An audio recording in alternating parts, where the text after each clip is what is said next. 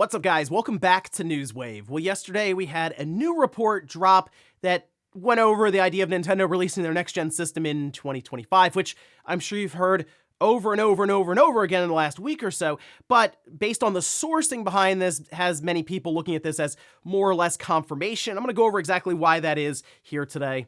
Also, we are going to be talking about a very weird situation that's now hit Microsoft's first PlayStation 5 game. And then we also have Sony commenting a bit more on the PlayStation Portal and going over how it's actually exceeded some of their expectations. Guys, if you enjoy these videos, make sure you hit that like button, helps out a ton. And if new here to the Spawn Wave channel, make sure you subscribe down below. And of course, members for the channel, you do get Newswave early and ad-free. If you want to learn more about that, click the join button down below this video. And we're going to start today with something we've unfortunately become used to seeing now for this year, and that's layoffs. And this time it's hitting SuperMassive. In fact, Bloomberg has mentioned that it would actually affect upwards of 30% of staff at SuperMassive, and then they put out this statement here, essentially confirming the story, where they say, after much deliberation and with deep regret, we are therefore undertaking a reorganization of SuperMassive Games. As a result, we are entering into a period of consultation, which we anticipate will result in the loss of some of our colleagues. Now, SuperMassive, of course, is behind games like The Quarry and Until Dawn, and it's unfortunate because it's just, we've seen this constantly this year.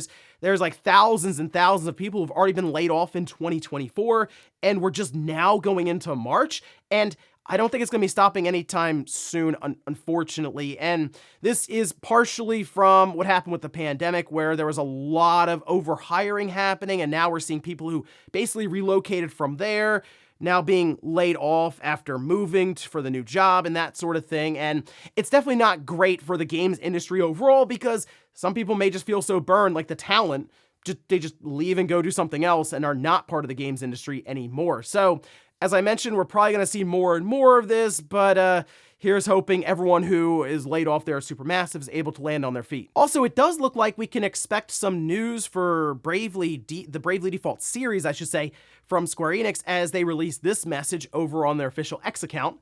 They say, I'm sure we'll be able to tell you about some of the developments in the Bravely series this year, so please keep an eye out for it, Asano P. Now, a while ago, a couple years ago, I believe, 2021, here we go, they had announced that Bravely Default 2 reached 1 million copies sold. So, in their mind, that's pretty good overall for, I guess, their expectations on the game. And the game itself was pretty fun. I did play it there on the Switch. I didn't necessarily pick it up when it went to PC or anything. I had my fill there on the Switch for it, but I would like to see it continue, and maybe if they have something ready to go for Nintendo's next system, or even for the current Switch, and then really have it as a backwards compatibility patch for the next one to take advantage of those features, I think that could just take Bravely Default to even the next level. So it's exciting stuff there to hear that we should be at least seeing something new, whether it's a follow-up or a spin-off, or who knows, maybe just something new overall from the team behind Bravely Default. So we'll just have to keep our eye out for it later on this year. Oh, and something not as exciting, but still important nonetheless. This was posted up by Nintendo Japan.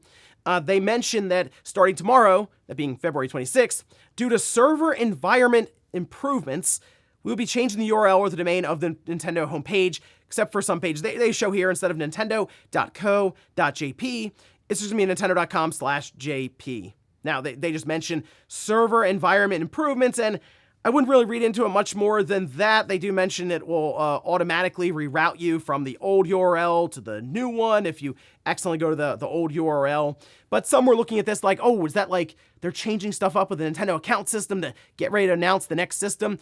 No, I think they're just to the point where they've been consolidating and setting up a lot of their stuff behind the scenes, sure, but just in general for the company, the Nintendo, who is now, again, an entertainment company overall, not just video games. So it's pretty straightforward, I feel like. Nothing to read in too much there. And guys, with some of the quick news out of the way, let's get into the bigger stuff. Let's start right away with a story that continues to show that fortunately, I don't make the news, I just go over what's out there, and that has to do with an update for Nintendo's next generation device, as we've heard these stories going around, being corroborated further by a source that has people looking at this as just about confirmation outside of Nintendo, posting up some sort of response to all of this, confirming it themselves. This coming from Nikkei, and we can actually take a look at their report here. They say Japanese gaming titan Nintendo will launch the successor of its mega hit Switch console as early as March 2025, later than widely expected. Nikkei has learned. Market watchers have largely expected the new gaming console to be out within this year, but the Japanese company has prioritized streamlining the initial sales of the new machine and giving more time to developers to create popular titles. Nintendo will try to expand sales of the Switch successor by, among other means, combining marketing with their popular intellectual properties such as its game characters and movies. Now, Nikkei seems to cite sources with supply lines, and then also mention the idea that Nintendo may be trying to just produce an overwhelming number of these systems to combat scalping. I don't think that's going to be possible unless Nintendo shows up day one with like 50 million of these things, because most likely it's going to be incredibly popular when it comes out, and let's say they have 10 million even ready to go, something like that, like a high number.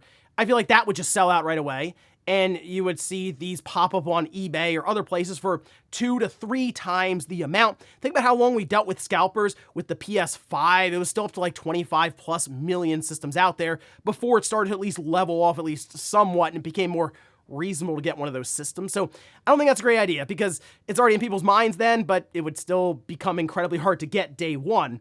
The idea around software and then also lining it up with their other avenues of marketing and entertainment, that makes more sense. And really, Nintendo continues to want to have a strong lineup of games in that first year to push the system, because they're not necessarily going to rely on many third parties. They'll probably still rely on some, like your Capcoms, Koei Tecmos, Bandai, that sort of thing, sure. And who knows, maybe the whole thing with them and Microsoft, and they have a Call of Duty ready to go year one, especially for that holiday, will be pretty big for them.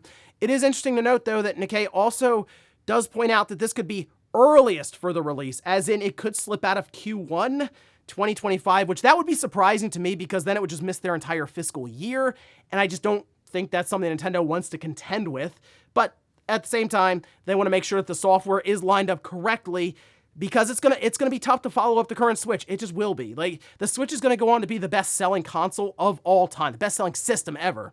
So topping that and then making the next system the best-selling system of all time, that's a tall order. So I don't know how possible that is. I still think it would end up being a 100 million plus seller, but you still have to give people a reason to move off of their current Switch that people are saying, hey, it's cool, I can wait until the next one comes out because I have so much to play. It just doesn't seem like there's as much pushing and anticipation, like, come on, let's get this new system going here. People seem pretty content with what they have right now, actually, from what I see online, and I'm sure Nintendo is taking note of that themselves. So compelling software, of course, will move hardware, and I expect Nintendo to have quite a bit of that, just unfortunately, maybe not until 2025, and maybe even further into the year than we were thinking. Next up, let's talk about the PlayStation Portal, as Sony had some more comments around this device. This being done with Stephen Totilo over on GameFile, and this is mostly from like the management team behind the PlayStation Portal, talking about its original plans, the inception, and really the reception since it came out. This posted up, though, over on the site, and it's pretty lengthy. There's a lot that goes into it. I'll have it linked down below in the sources, but to start with, they say, although we don't have any numbers to share, the demand has continued to exceed our expectations. Okay, so they're saying that the demand has exceeded their expectations. This is kind of PR speak to make it sound like it's incredibly popular.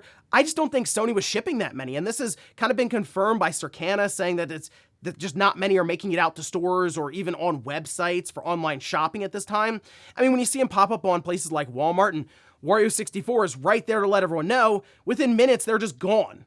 It's still being scalped and marked up on places like eBay and Amazon quite frequently.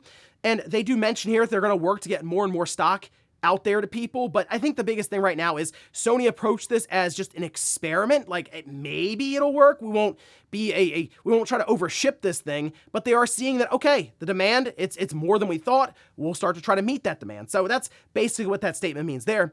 We also did not want to ask for any additional work from game creators to achieve this goal, that being the idea of playing PS5 games off of the TV. Of course, people would like to have a dedicated handheld system, but there'd be more work involved there from creators, as there'd probably be a whole profile they have to go through for each of their games, whether that's to be verified by Sony and the approval process, or having to move around some settings or visuals, that sort of thing, right, to get it running correctly. In this case, it still just runs on the PS5 it was running on before, and it's more system level to make it work.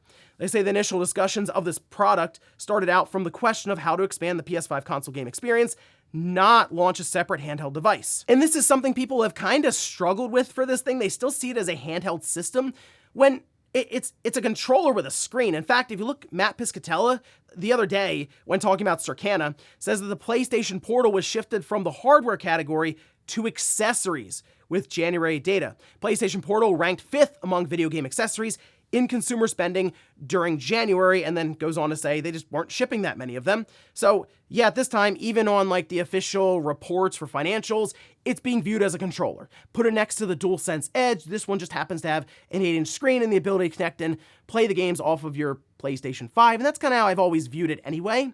I do wonder, though, if this is something that Sony, if this does exceed their expectations in terms of demand, when the idea was to let you play your games off of the PS5 without needing a TV then. But they do understand people are going through issues when it comes to spotty Wi-Fi connections, or just not getting a solid setup in your house, maybe for interference or something. There are a lot of variables that go into that, and of course it's like that ultimate, your mileage may vary with this $200 device that you just bought for your system. Maybe they look at that and go, hey, there is a market for a dedicated handheld. Maybe we'll look into that for the next generation, because I think that would be the soonest they would launch the thing. Maybe when we get up to the PS6, there's a console and there's a handheld, and they all play the same games, of course, at varying settings and visual levels, that sort of thing. But at least for now, it seems like the PlayStation Portal is doing what Sony was hoping it would, and in some cases, exceeding expectations. Next up, let's talk about a weird situation that's going on with Microsoft's most recent PlayStation 5 release, and that's Pentiment.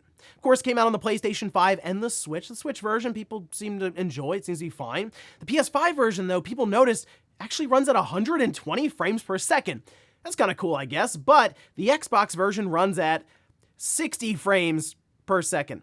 I'm going to tell you now, this isn't a huge deal for Pentiment. If you've seen or played Pentiment, it's like a picture book, really. It's not Call of Duty or a fast-moving shooter or something that needs serious reaction time. I'd say it's more the principle of the whole thing, and I get it. Microsoft shows up on the PlayStation 5 with a game that's been just Xbox exclusive for a while now, and it's like, oh yeah, now it's just running better on the PS5. Well, good news. It looks like it will be running at 120 frames per second on the Xbox if it's not already by the time you're seeing this, because you can see this posted up. This is by Josh Sawyer. Says 120 FPS will be enabled for Xbox in the next patch. It being disabled is just a bug. So I'm a little confused on why it wasn't figured out before, unless just the overall development for the PS5, they figured it out and they're like, oh wait, that's why it was stuck at 60 frames on the Xbox. Well, okay, we'll fix that real quick in a patch, and there you go. So I guess technically porting it over to the PS5 actually made the Xbox version better, which still makes the situation very, very weird. Hey, maybe when they move Sea of Thieves over to the PS5, the Xbox version can go up to 120, or who knows, maybe even 240 frames per second. We'll see. And in our last bit of news, let's talk about Apple Arcade, which is a service that many people have not tried, and then just as many people have not even heard about. And it's basically Apple's gaming subscription service that's comparable to PlayStation Plus, Game Pass, Google Play's subscription, Netflix's subscription. But the interesting thing about Apple Arcade, as I did an entire video checking it out, is they occasionally get one of those games where you go, oh, I wish that was on anything else. Like there was a Sonic game that went to it that I tried out, the Fantasian. There's an entire roguelike Ninja Turtles game that's full multiplayer online. And most people have no idea about these titles. One from Platinum Games that then got completely erased that we covered here. Well, it appears that things aren't going so well at Apple Arcade, and in fact, there seems to be a lot of confusion and concern even behind the scenes. Now, this is a new report, which you can see here, and this was posted up by mobilegamer.biz, saying payouts for titles on Apple Arcade have been falling for years, our sources said, and following a shift in strategy, very few original games are being greenlit unless they are attached to a big family-friendly IP, which Actually doesn't sound too far off from big AAA gaming now, but either way, they have this opaque metric that they call a qualifying session, and bonus pool payments are made based on that. But no one knows what a qualifying session actually is. It has something to do with if the game was launched, how long the player played for, and how often they return, but it's a black box really. One developer said, there was the smell of death around the device. Oh, that's not good. Though others suggested there are now whispers of another reboot for the service. It was rebooted before, but the idea here with Apple Arcade is if you do subscribe to it, and it's like $5 a month or something like that, you have no ads, no microtransactions, none of that stuff exists in the games. Unfortunately, some of the games were clearly designed for mobile with microtransactions in mind, so you can kind of see where it would be, but they've accelerated the progress so much that you kind of blow past those what would have been artificial roadblocks at that time. But it just seems like Apple is doing that thing where they're halfway in, halfway out, and the only way you really, I would say, make any kind of impact on gaming now, especially as a subscription service, is you go all in like you see Microsoft, where, yeah, Apple would have some sort of console, they would develop true, like, big budget games, and they would go heavy on their subscription service as a place to play all these titles. I just don't really think Apple wants to do that. They could. They have the money, obviously. They have the knowledge in terms of hardware, and they're probably the one company that could release a $1,000 console and no one bats an eye. But I just don't think that's something Apple feels like contending with right now, especially after they watched Google attempt it and, fall apart completely with Stadia. But I'll admit, when I did play Apple Arcade, it wasn't the worst experience out there. And in fact, there are some good games on there that I recommend people trying out, at least checking out the video to see what you think there. But I'll keep an eye on Apple to see if they have any serious push into gaming with this apparent reboot, or if Apple Arcade just slowly fades away. And before we go to the comments of the day, we're gonna take a look at the poll that I posted up yesterday, which is about Apple Arcade. I asked, have you tried Apple Arcade? Okay, 23% say you tried it at least once, 57% say no, I've never tried it, 19% say what's Apple Arcade? It's about right. The thing with Apple Arcade, and it's very interesting, people don't realize this, if you've bought an Apple product ever since Apple Arcade came out, you most likely have a free trial to the service, and you've never tried using it. If you go in there, you click a few buttons, it'll give you like 3 months. You can go through the library and try it out for yourself, and then cancel pretty soon after if you'd like. But yeah, they give it away, and they have a hard enough time getting people to just try it on the device that they've already bought for probably $1,000 to $2,000 as it is. But again, it's interesting just to see some of the games that go there, but we have to remember there's no release on the storefronts for it. There's no physical release. So if that game goes away due to rights or licensing, it's just gone for good. And that's basically what happened with Platinum's title recently. And we'll finish up with the comments of the day. We're gonna start with this one here. This is from Toms, who says, when they finally announced Luigi's Mansion 2, I expect them to shadow drop Luigi's Mansion 1, just like Metroid Prime 1 and Pikmin 1 and 2. Okay, sure. You know what? I wouldn't mind Luigi's Mansion 1 coming to the Switch. Many people still see that as their favorite Luigi's Mansion game, although I really enjoyed 3. I will say, though, the second one, Dark Moon, that we're getting here is 2 HD. It's probably my least favorite one. If I had to rank them, I think right now I'd go 3, 1, then 2. So yeah, I would love to see 1 come over, especially because they put it on the 3DS and then just left it there. So maybe you're right. Maybe the next time we see 2 HD, we get the date, and they're also like, oh yeah, Luigi's Mansion 1 also coming to the Switch, maybe even ahead of 2, so you can get started with it, right? I think that'd be really fun, even shadow drop ahead of Luigi's Mansion 2 to get people excited for it. So I'll cross my fingers for that one. And then we'll go over to a comment from the members video. We can see this. This is from Harold, who says, make sure you have some ginger honey tea, John, to help the sore throat. Okay, ginger honey tea. I will try that, Harold. Thank you.